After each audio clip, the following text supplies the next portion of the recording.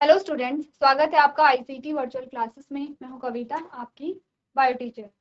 उम्मीद करती हूँ आप सभी अच्छे होंगे और स्वस्थ होंगे। तो क्लास आज हम एक नया चैप्टर स्टार्ट करेंगे जिसका नाम है किंगडम एनिमेलिया। ठीक है, अब यहाँ पे आप जान रहे हैं कि हम किंगडम के बारे में बात कर रहे हैं, अलग अलग जगतों के बारे में बात कर रहे हैं। अभी तक आपने क्या क्या चीजें समझी है, सबसे पहले जान लेते हैं कि 5 जगत कौन कौन से हैं, जिनमें से 4 जगत आप पढ़ चुके हैं। ठीक है, आपने क्या कहा, आर.एच. विटेकर के अकॉर्डिंग यहाँ पर हमारे पास, अगर हम किंगडम की बात करें, आपके पास किंगडम कितने आते हैं? 5 किंगडम आते हैं। ठीक है, क्लासिफिकेशन आपने देखा था, आपने कहा था कि मेनली हमने 5 जगतों में यहाँ पे जितने भी जीव हैं उन्हें क्या किया है, यहाँ पर डिवाइड किया है। इन सारे ही 5 किंगडम में आपके माइक्रो ऑर्गेनिज्म आ जाते हैं, आपके यूनिसेलुलर ऑर्गेनिज्म आते हैं, मल्टी सेलुलर ऑर्गेनिज्म आते हैं, प्लांट यहाँ पे ऑल्सो इंक्लूड रहते हैं। ठीक है, 5 जगत हमारे पास आ गए हैं। कौन कौन से 5 जगत आपने अभी तक पढ़े हैं? आपने कहा मोनेरा,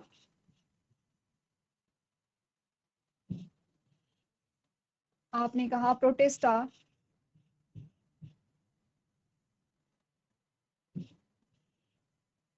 आपने कहा फंजाई,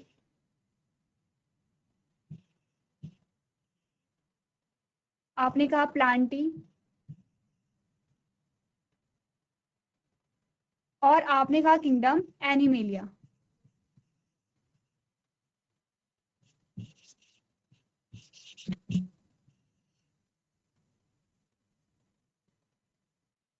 ये आपके पास कितने 5 जगत आ गए हैं। ठीक है, आपने क्या कहा, इसी सीक्वेंस में आपको याद रखना है, एक बार देखिए। और आप सीक्वेंस में आपने क्या करना है, ध्यान रखना है, पहला जो जगत आता है वो कौन सा है, सेकंड जो जगत आता है वो कौन सा है। ठीक है, तो आपने क्या कहा कि सबसे पहला जो जगत आपके पास आया है वो है किंगडम मोनेरा। ठीक है, सबसे पहले आपने किंगडम मोनेरा की यहाँ पर बात की। किंगडम मोनेरा आपने कहा कि सबसे प्रिमिटिव है, आप कह सकते हैं कि सबसे प्रिमिटिव किंगडम था हमारा मोनेरा, जिसमें आपने कहा था कि प्रोकैरियोट आते हैं। क्या आते हैं?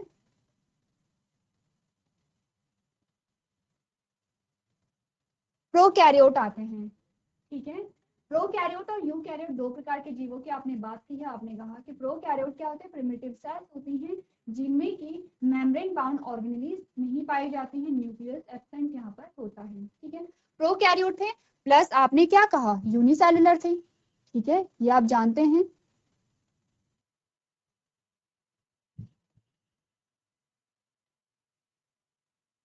क्या थे? यूनिसेलुलर थे, एक कोशिकीय थे, जिसमें आपने सारे बैक्टीरिया के बारे में बात की है। आपने कहा कि किंगडम मोनेरा में आपने एग्जाम्पल कहा तो क्या आते हैं, बैक्टीरिया आते हैं। ठीक है, आपने फीचर्स जाने कि क्या क्या फीचर्स होते हैं। आपने कहा अगर यहाँ पे सेल वॉल बनी है तो सेल वॉल किसकी बनी है, आपने कहा पेप्टिडोग्लाइकॉन की बनी है। आपने कहा सेल वॉल के बाहर एक और स्ट्रक्चर होता है जिसे आप कैप्सूल कहते हैं। जब बैक्टीरिया का स्ट्रक्चर आपने पढ़ा था तो बैक्टीरिया का स्ट्रक्चर कैसे पढ़ा, आपने कहा एक तो ये क्या है, आपने कहा ये है आपकी प्लाज्मा मेम्ब्रेन, सेल मेम्ब्रेन जिसे आप कहते हैं, आपकी नहीं बैक्टीरिया की सेल मेम्ब्रेन। आपने कहा सेल मेम्ब्रेन के बाहर क्या होगी, सेल वॉल होगी। ठीक है, और आपने कहा सेल वॉल के बाहर एक और कवरिंग पाई जाती है जिसे आपने क्या कहा, कैप्सूल कहा था। ठीक है, की थी इतनी बात हमने। आपने बैक्टीरिया का जब डायग्राम देखा था आपने कहा था कि इसमें क्या होती है, अलग अलग कवरिंग होती है, कैप्सूल होता है, सेल वॉल होती है और सेल मेम्ब्रेन होती है। फिर आपने क्या कहा, यहाँ पर सर्कुलर डीएनए होता है, यहाँ पे क्या होगा, प्लाज्मिड होगा, यहाँ पे आपको राइबोसोम देखने को मिलेंगे, यहाँ पे क्या होता है, मीजोसोम होते हैं। क्या फंक्शन होता है मीजोसोम का, आपने कहा बहुत इंपॉर्टेंट रोल प्ले करता है, यहाँ पे रेस्पिरेशन में इंपॉर्टेंट रोल प्ले कर रहा है। ठीक है, यहाँ पे सेल डिवीजन में, यानी कि जब यहाँ पर जो बैक्टीरिया है उसमें क्या होगा, डिवीजन होगा, उसमें हेल्प करेगा। ठीक है, इतनी बात क्लियर है। तो आपने क्या कहा कि अलग अलग जो यहाँ पर जीव होते हैं उनके फीचर्स अलग अलग होते हैं, जैसे कि मोनेरा में आपने कहा प्रोकैरियोट है और यूनिसेलुलर है। अब जब बात आपने की प्रोटिस्टा की, तो प्रोटिस्टा में आपने क्या कहा, ये कैसे थे, यूकैरियोट थे, क्योंकि यहाँ पर मेम्ब्रेन बाउंड ऑर्गेनेलिज आ गई है, न्यूक्लियस यहाँ पे प्रेजेंट है। ठीक है, इतनी बात क्लियर है। अब आपने कहा ये यूकैरियोट है, लेकिन अभी भी कैसे थे, यूनिसेलुलर थे। अभी भी क्या है, यूनिसेलुलर हैं। अभी भी यहाँ पर क्या है, जो सेल्स हैं उनका बहुत ज्यादा डेवलपमेंट नहीं हुआ है। ठीक है, नेक्स्ट आपके पास आते हैं फंजाई, और आपने कहा कि फंजाई यूकैरियोट होंगे, लेकिन कैसे होंगे, मल्टी सेलुलर होंगे। ठीक है, आपने क्या कहा कि जो फंजाई थी वो यूकैरियोट होगी। अब देखिए एक बार यूकैरियोट की शुरुआत हो गई है तो आगे सारे ही यूकैरियोट होंगे। यहाँ से मल्टी सेलुलर की शुरुआत हो गई है तो सारे ही कैसे होंगे, मल्टी सेलुलर होंगे। समझ रहे हैं आप इतनी बार। तो आपने क्या कहा, जो फंजाई है, अब फंजाई में यूकैरियोट तो है ही लेकिन मल्टी सेलुलर हो गए हैं, यानी कि बहुकोशिकीय जीव आपके पास आ गए हैं। अब आते हैं प्लांटी। तो प्लांटी में आपने कहा ऑफ कोर्स ये यूकैरियोट होंगे और मल्टी सेलुलर होंगे। ठीक है, यहाँ तक की बात आप कर चुके हैं। किंगडम प्लांटी की आपने बात कर ली है। आपके पास सिर्फ एक यहाँ पर किंगडम बचता है, वो है एनिमेलिया, जिसके बारे में हम बात करेंगे। अब अगर बात की जाए किंगडम प्लांटी की, अगर बात की जाए यहाँ पर किंगडम प्लांटी की,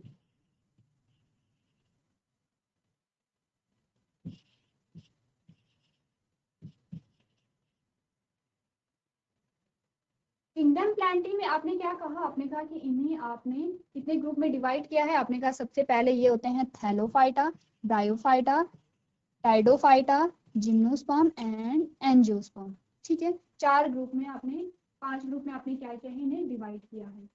अब आपने कैसे देखा, जैसे कि आपने 5 किंगडम देखे, आपने कहा सबसे प्रिमिटिव, सबसे पुराना या सबसे सिंपल अगर कोई किंगडम आपके पास आ रहा है, आपने कहा वो है मोनेरा। उसके बाद थोड़ा सा जो अपग्रेड है, थोड़ा सा जो डेवलप है वो है प्रोटिस्टा। प्रोटिस्टा से थोड़ा सा ज्यादा विकसित किया है आपने कहा फंजाई। फंजाई से ज्यादा डेवलप किया है आपने कहा प्लांटी, और आपने कहा प्लांटी से भी ज्यादा डेवलप किया है आपने कहा एनिमेलिया। एनिमल्स जो आते हैं सबसे ज्यादा डेवलप ग्रुप आपके पास आते हैं। तो आपने क्या कहा, आपने देखा कि विकास के क्रम के आधार पर आप देख रहे हैं किस प्रकार से क्या हो रहा है, यहाँ पर आप क्रम को निश्चित कर रहे हैं। उसी प्रकार से आपने प्लांट किंगडम प्लांटी को जब पढ़ा तो आपने यही सीक्वेंस पढ़ा था। सबसे पहले आपने क्या पढ़ा, थैलोफाइटा पढ़ा। क्या आते हैं थैलोफाइटा में, आपने कहा एल्गी। क्या कहा आपने कि थैलोफाइटा में क्या पढ़ा आपने, एल्गी पढ़ा था, अलग अलग प्रकार की एल्गी पढ़ी थी। अब क्यों थैलोफाइटा इसे कह रहे हैं, क्योंकि इनकी बॉडी थैलस जैसी थी, आपको अलग से ऑर्गन नहीं मिले थे। ऑर्गन यानी कि लीफ नहीं दिखी थी आपको, स्टेम नहीं दिखा था। आपने कहा इनकी बॉडी थैलस जैसी, थैले जैसी है, जिसमें अलग से कोई भी ऑर्गन नहीं पाया जाता। आपने कहा थैलोफाइटा में एल्गी आ गए हैं। ठीक है, उसके बाद आपके पास आते हैं ब्रायोफाइट्स, जिसमें आपके पास क्या आते हैं, मॉसस आते हैं, लिवरवॉर्ट आता है।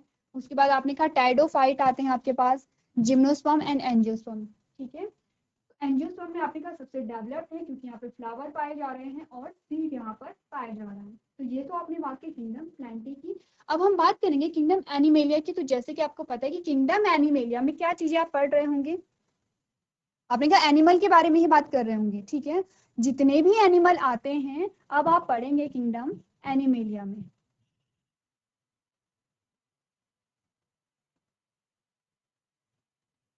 अब आपने कहा कि जीव क्या होते हैं, जैसे कि प्लांट में होते थे सूक्ष्म से लेकर के बहुत विशाल वृक्ष आपने देखे हैं, उसी प्रकार से जो जीव होते हैं, जो एनिमल्स होते हैं, वो भी बहुत सूक्ष्म से लेकर के बहुत विशाल होते हैं। आप देखेंगे कि जब आप शुरुआत करेंगे तो आप कहेंगे कि जो यहाँ पे जीवन की शुरुआत हुई थी वो पानी से ही हुई थी। तो जब हमने प्लांट्स के बारे में बात किया, हमने पानी से ही शुरुआत की थी। आपने कहा सबसे पहला ग्रुप आपने थैलोफाइटा पढ़ा है, उसका एग्जाम्पल आपने एल्गी पढ़ा है, और एल्गी का ओरिजिन आपने कहाँ से देखा, आपने कहा पानी से शुरुआत हुई है और धीरे धीरे करके जो यहाँ पे प्लांट्स थे वो अब स्थल पर आ गए हैं। टेरेस्ट्रियल प्लांट भी आपने यहाँ पर पढ़े हैं। तो सेम यही चीज हम यहाँ पे पढ़ेंगे किंगडम एनिमेलिया में।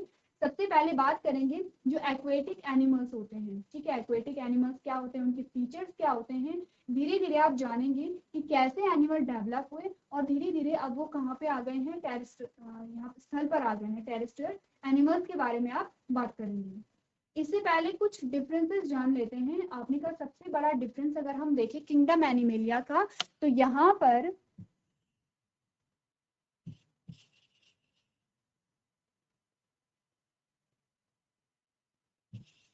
जो सेल वॉल थी वो क्या थी, एब्सेंट थी। ठीक है, आपने सारे ही यहाँ पे क्या पढ़े हैं, किंगडम पढ़े हैं। आपने कहा कि जो यहाँ पे मोनेरा थे, जो बैक्टीरिया थे, उनकी जो सेल वॉल बनी थी, आपने कहा वो पेप्टिडोग्लाइकॉन की बनी है। आपने कहा जो प्रोटिस्टा है उनकी भी सेल वॉल अलग अलग चीजों से बनी है, अलग अलग जीवों में आपने अलग अलग प्रकार की सेल वॉल देखी। आपने कहा जो फंजाई है उसमें भी जो सेल वॉल है वो पाई जाती है। आपने कहा प्लांट में भी सेल वॉल पाई जाती है। ठीक है, सेल्यूलोज की बनी होती है। क्या है सेल्यूलोज, एक प्रकार का कार्बोहाइड्रेट है। चीजों को आप रिलेट करते चले जाएंगे। ठीक है, अब आपने कहा कि जो किंगडम एनिमेलिया है उनमें सेल वॉल नहीं पाई जाती है। इंपॉर्टेंट है, आप पढ़ते चले आते हैं बचपन से कि क्या डिफरेंस होता है एनिमल सेल और प्लांट सेल में। सबसे पहला डिफरेंस आप यही देते हैं कि जो एनिमल सेल है उसमें सेल वॉल पाई ही नहीं जा रही है। तो आप क्या कह सकते हैं कि हमारी जो आउटर मोस्ट कवरिंग है, ये जो हमारी आउटर मोस्ट कवरिंग है वो क्या है, आपने कहा ये है सेल मेम्ब्रेन। ये क्या है, सेल मेम्ब्रेन है, ठीक है। बाकी आपने कहा कि हम क्या हैं, परपोषी हैं, हेटेरोट्रॉप हैं। हेटेरोट्रॉप के एग्जांपल आपने और भी देखे, आपने कहा फंजाई जो है वो भी हेटेरोट्रॉप आते हैं, कुछ प्रोटोजोन्स भी क्या होते हैं, हेटेरोट्रॉप्स होते हैं। तो हम भी क्या है यहाँ पे परपोषी हैं, अपने पोषण के लिए हम किस पे निर्भर हैं, आपने कहा प्लांट्स पर है और एनिमल्स पे हैं, ठीक है। इसके अलावा अगर आपको कहा जाए कि और क्या क्या डिफरेंसेस हो सकते हैं, तो आपने कहा कि यहाँ पर आपके पास क्या आ गया है, नर्वस सिस्टम भी आ गया है आपके पास। नहीं, ये आप तब पढ़ेंगे नर्वस सिस्टम जब आप डेवलप जो एनिमल्स होंगे उनके बारे में पढ़ेंगे। अगर हम ह्यूमन बीइंग का एग्जांपल है, अपना एग्जांपल है, तो हमें नर्वस सिस्टम पाया जाता है, तंत्रिका तंत्र पाया जाता है। क्या होता है नर्वस सिस्टम का काम, देखिए आपके जो भी सेंसेस हैं वो किसकी वजह से, आपके नर्वस सिस्टम की वजह से हैं। आप देख पा रहे हैं, आप बोल पा रहे हैं, आप चीजों को स्मेल कर पा रहे हैं, आपको फील होता है, कोई आपको टच करे आपको फील होता है, आप सुनते हैं चीजों को। जितने भी आपके सेंसेस हैं ये सब किस पे निर्भर करते हैं, आपने कहा आपके नर्वस सिस्टम पे निर्भर करते हैं। क्यों, क्योंकि क्या हुआ, आपके जो सेंसेस हैं, आपके जो रिसेप्टर है, आपने क्लास 8-9 में चैप्टर पढ़ा होगा नर्वस सिस्टम का, जिसमें आपने स्टिमुलाई के बारे में पढ़ा, आपने रिसेप्टर के बारे में पढ़ा, ठीक है, आपने क्या पढ़ा, रिस्पॉन्स के बारे में पढ़ा। तो क्या होता है देखिए, स्टिमुलस क्या होता है, एक ऐसा एक्शन, एक ऐसी चीज, ऐसी क्रिया जिसका कि आप पर प्रभाव पड़ेगा। जैसे कि क्या हुआ, किसी ने आपको थप्पड़ मारा, ये क्या था, एक स्टिमुलस है, क्योंकि थप्पड़ मारा तो आप पर इसका फर्क पड़ा। अब जब थप्पड़ मारा तो आपकी जो स्किन थी, फॉर एग्जाम्पल आपके गाल पे किसी ने थप्पड़ मार लिया है, अब यहाँ पे जो आपकी स्किन थी, आपकी त्वचा थी, उसने रिसीव किया, क्यों, क्योंकि उसे पेन हुआ है, उसे फील हुआ है, उसने रिसीव किया है, ठीक है। तो क्या है, वो थप्पड़ स्टिमुलस था, उद्दीपक था, आपका जो गाल है वो क्या है, रिसेप्टर है, रिसीव कर रहा है चीजों को। अब रिस्पॉन्स भी आएगा, रिस्पॉन्स में क्या आ सकता है, हो सकता है कि आप पूछे कि आपने मुझे थप्पड़ क्यों मारा, ये हो सकता है कि आप भी वापस में क्या कर दे, थप्पड़ मार दे, कोई ना कोई रिस्पॉन्स आप देंगे, ऐसा नहीं होगा कि आपने कोई भी रिस्पॉन्स नहीं दिया है। इसके अलावा हम एक और एग्जांपल ले लेते हैं जो कि आपको हर बार दिया जाता है कि आपने किसी गर्म वस्तु को छुआ, आपने हाथ को पीछे ले लिया, वो गर्म चीज क्या थी, आपने कहा वो थी उद्दीपक, वो था स्टिमुलस, ठीक है। अब आपके हाथ ने क्या किया, रिसीव किया, तो आपकी वो जो मसल थी, वहां पे जो स्किन है आपकी, वो क्या है, रिसेप्टर है, रिसीव कर रही है चीज को। अब जब रिसीव इसने किया तो इसने क्या किया, आपके ब्रेन को सिग्नल पहुंचाया, भेजा, और आपके ब्रेन ने फिर आपको क्या दी, कमांड दी, तो वो आपका रिस्पॉन्स आया कि आपने तुरंत हाथ हटा दिया। तो इस प्रकार की प्रक्रिया कहाँ पे पाई जाती है, नर्वस सिस्टम में पाई जाती है, जो कि ह्यूमन बीइंग में पाया जाता है, ठीक है। तो अब हम बात करेंगे किसकी, किंगडम एनिमेलिया की। उससे पहले देख लेते हैं कि इस चैप्टर में क्या क्या चीजें हम डिस्कस करने वाले हैं। ये आपके सारे टॉपिक आ जाते हैं किसकी, किस चैप्टर के, ठीक है। थोड़ा लेंथी चैप्टर होगा, आपको क्या करना है, सबसे पहली बात, तो जब हम यहाँ पर स्टार्ट करेंगे फाइलम को, हम फाइलम को स्टडी करेंगे, तो आपको क्या करना है, डायग्राम को सबसे पहले वहां पे ड्रॉ करना है, एग्जाम्पल को आपको याद करना है, और एक बार आप डायग्राम बनाएंगे, आप क्या कर सकते हैं, नेट पे डायग्राम को सर्च भी कर सकते हैं।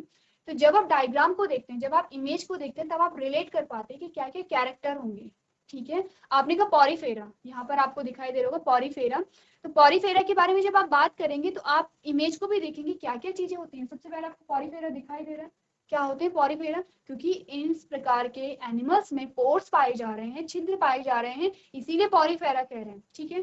अब आप जब इमेज देखेंगे आपको वो पोर्स दिखाई देंगे, तो आपको समझ आ जाएगा कि इसमें पोर्स पाए जा रहे हैं, इसीलिए इन्हें हम पॉरीफेरा कह रहे हैं, ठीक है। क्या क्या चीजें हैं देखिए, सबसे पहले तो बेसिस ऑफ क्लासिफिकेशन देखेंगे, ये आपके पास पूरी क्लासिफिकेशन आई है, ठीक है।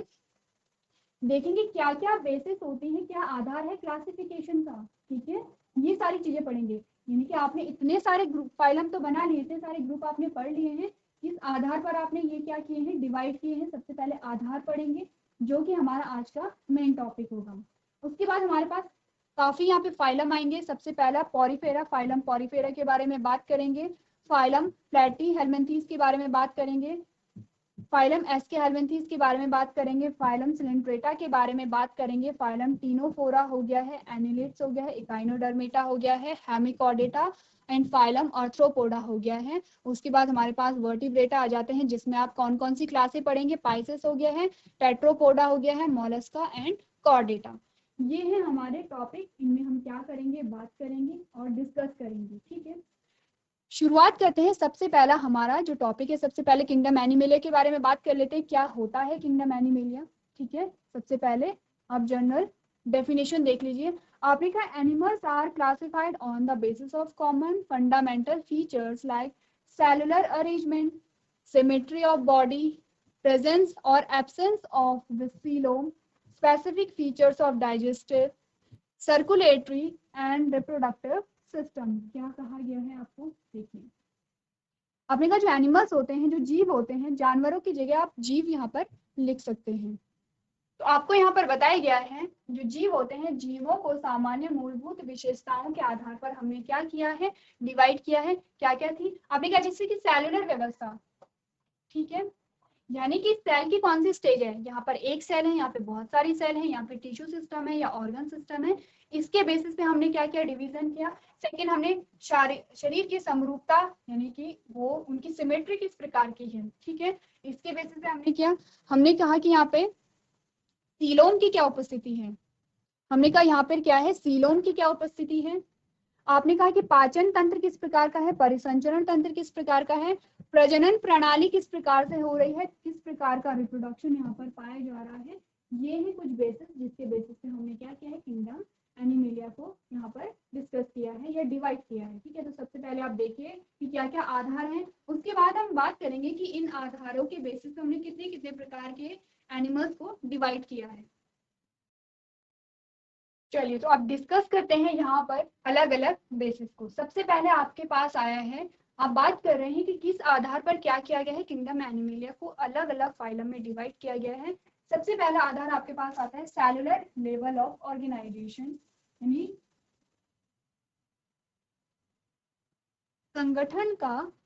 अगर आप यहाँ पर देखें तो सबसे पहला फाइलम आपने क्या देखा, आपने कहा सबसे पहला फाइलम आपके पास आया है पॉरीफेरा। ठीक है, पॉरीफेरा है, सबसे पहला फाइलम है। तो सबसे पहले फाइलम का मतलब होगा कि ये सबसे क्या होगा, सरल होगा, क्योंकि स्टार्ट ही यहाँ से हो रहा है। आपने जब किंगडम प्लांटी को पढ़ा था तो आपने कहाँ से स्टार्ट किया था, आपने कहा था थैलोफाइटा से। थैलोफाइटा यानी एल्गी से, सबसे सिंपल था।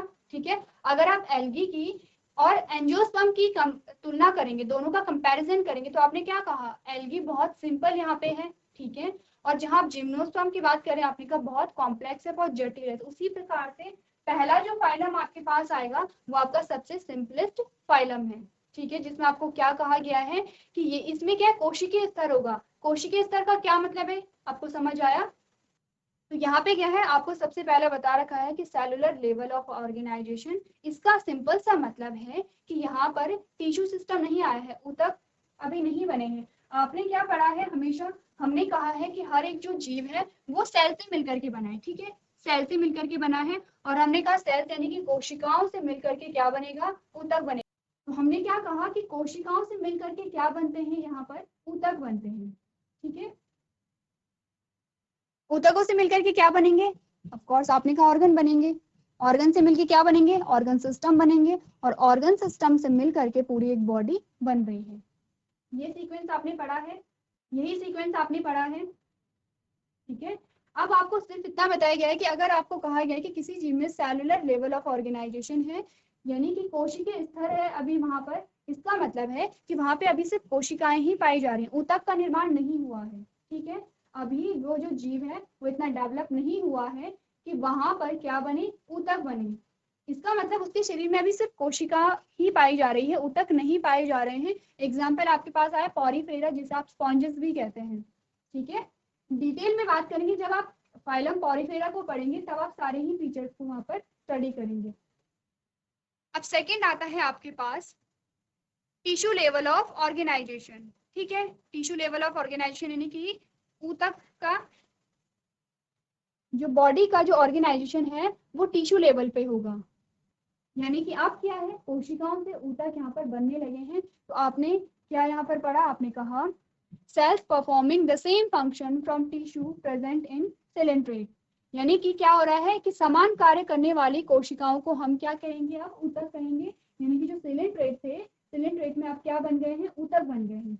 तीसरा हमने कहा ऑर्गन लेवल ऑफ ऑर्गेनाइजेशन, यानी कि अब क्या हुआ, अंगों का निर्माण होने लगा। जैसे जैसे आगे फाइलम बढ़ रहे हैं वैसे वैसे अंगों का भी क्या हुआ है, यहाँ पे निर्माण होने लगा है। तो आपने कहा tissue group together to form an organs which perform a particular function, example है प्लेटीहेलमिन्थी। ठीक है, यानी कि आपने कहा ऊतक एक साथ समूहित होकर एक अंग बनाते हैं जो विशेष कार्य को करते हैं, जैसे कि प्लेटीहेलमिन्थी।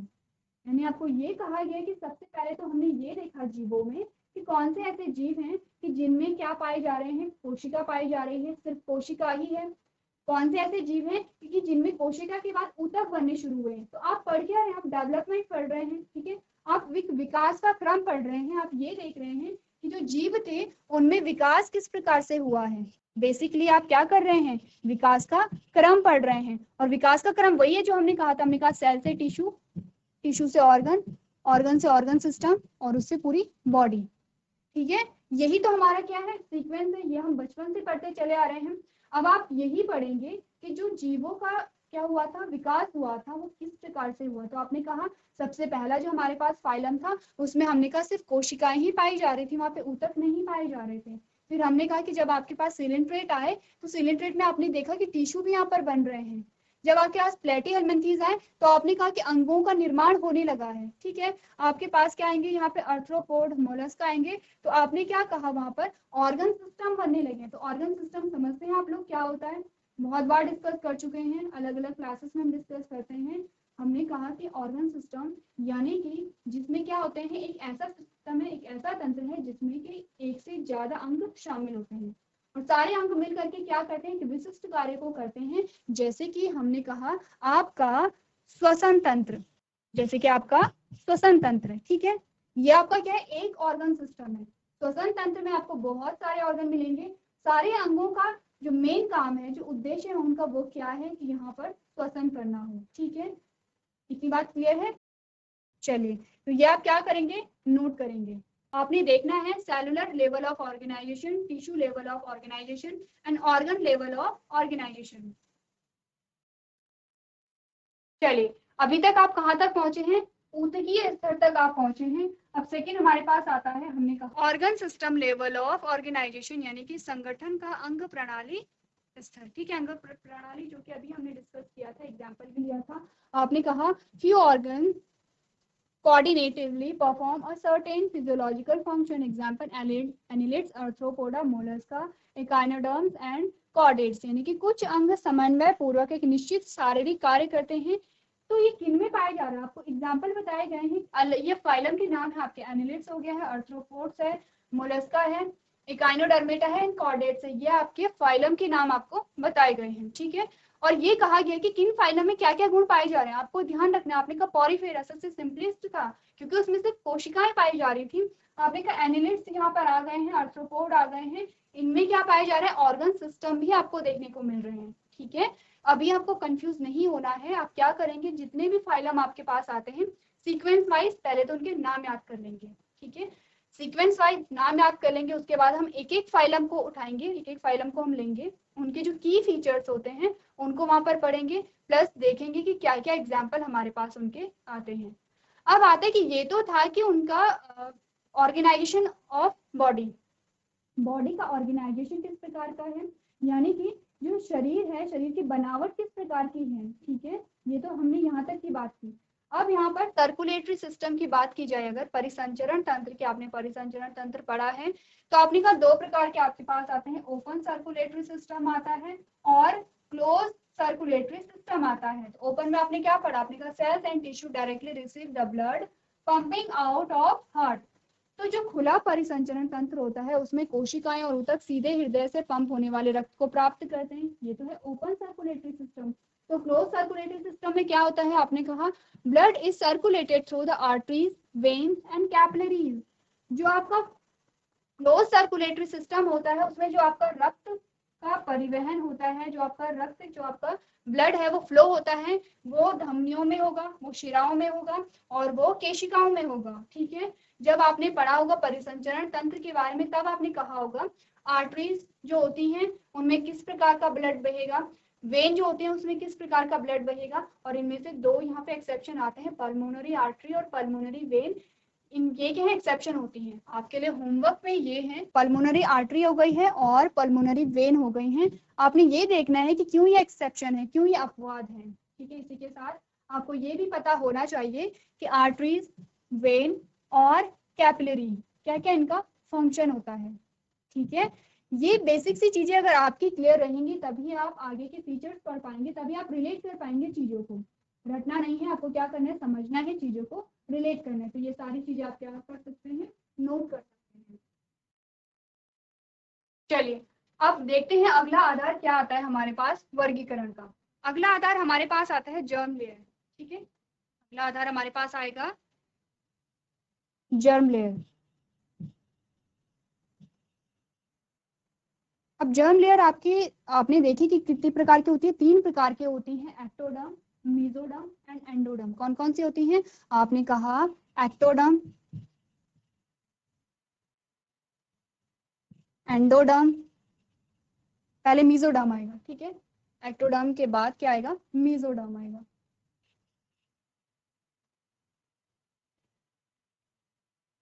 और एंडोडर्म। चलिए देखिए, ये है हमारे पास जर्म लेयर जो आती है। अब आपको ये बताया गया है कि जर्म लेयर कितनी प्रेजेंट होती है, उसके आधार पर आपके पास 2 प्रकार के जीव आते हैं। आपने कहा डिप्लोब्लास्टिक है और आपने कहा ट्रिप्लोब्लास्टिक है।